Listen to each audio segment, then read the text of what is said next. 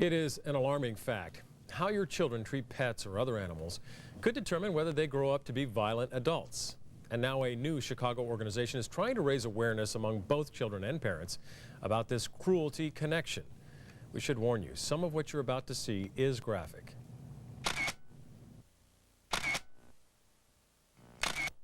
It's disturbing.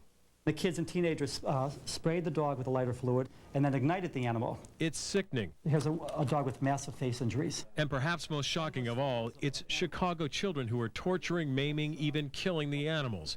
It's enough to make Sergeant Steve Brownstein of the Chicago Police Animal Abuse Control Team fear for the future. And I do believe deeply that when children and teenagers can get used to this kind of thing, seeing animals tear each other apart, it becomes very easy, in my belief, for that same child to go ahead later and commit violence towards a fellow human being. Look at the little boy in these home movies. You'd never suspect as a child he began torturing animals, cutting off their heads and putting them on sticks. His father figured he'd grow up to pursue a medical career. Instead, he grew up to be serial killer Jeffrey Dahmer. A parent needs to realize that this is not normal. Studies conducted by the FBI have found many mass murderers first abused animals. 16-year-old Luke Woodham of Pearl, Mississippi, killed his mother and two classmates in 1997 after writing in his journal about his first kill, the family's pet dog. And Eugene Weston killed two U.S. Capitol security guards in 1998 after first shooting 15 kittens. Dr. Elisa, a Chicago child psychiatrist, evaluates youngsters in Illinois prisons. She recalls why one inmate killed his mother's cats. He said he was angry with his father for rejecting him. He had witnessed his father, before his father had left the home, being abusive to his mother and to the animals. This is the most overt violence that is possible. Gene Mueller is both angered and horrified by the behavior he sees here in Chicago. As president of the Anti-Cruelty Society, he has kennels filled with abused, abandoned, and neglected dogs and cats. We had a case perhaps 2 years ago where they actually set the dog on fire as punishment for not fighting. What disturbs the Anti-Cruelty Society is just how many children in any Chicago neighborhood admit to seeing dogs fight or animal cruelty on a regular basis. And what frightened me more is I asked who enjoyed it. And 4 10-year-old boys raised their hand.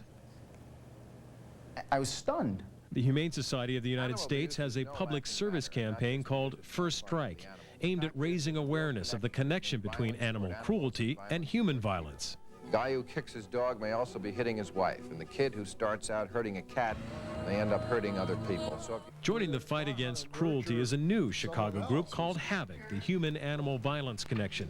It's already planning ways to warn parents that children who abuse animals today can grow up to be the rapists, spouse abusers, and serial killers of tomorrow. I think if we don't pay attention, we're going to have a very serious consequence in the near future. Not the distant future, but the very near future. Experts say getting early psychological counseling for these kids is extremely important, and raising public awareness to fight the problem on a societal level. That's what this local group, the Human-Animal Violence Connection, hopes to accomplish. If you'd like to learn more, you can get additional information by visiting our website, cbs2chicago.com. How can you tell if a child will have trouble controlling violent outbreaks in the future? Some experts say it's not a matter of being psychic. Studies show animal abuse committed by kids can lead to violence in teens and adults. CLTV's Michelle Alegria tells us about one effort that hopes to avoid trouble.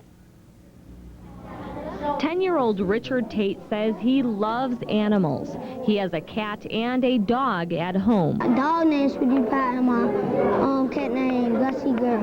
Richard says he loves his pets so much he wrote about them in an essay. His school is the first to take part in an intervention program aimed at keeping kids from abusing animals. It is not cool to be cruel to animals. What program directors want adults to know is that animal abuse committed by children is no childish prank. It's not something they're going to grow out of, and very often it is a warning sign that this kid is in trouble. Child psychiatrist Elisa works with children in juvenile detention centers and says animal abuse is a red flag that there could be violence in their future. And the majority of the kids that I see in the prisons, particularly the sexual offenders, have been abusive to animals earlier in life. Each child drew a picture of their pet and wrote an essay about why it isn't cool to be cruel to animals.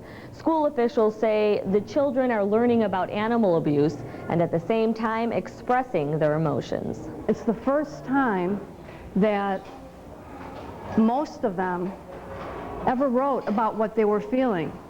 And they were able to do that by relating themselves to animals. I will not abuse an animal because they are just like kids. A lesson directors hope these kids will share with their friends. Michelle Alegria, CLTV News.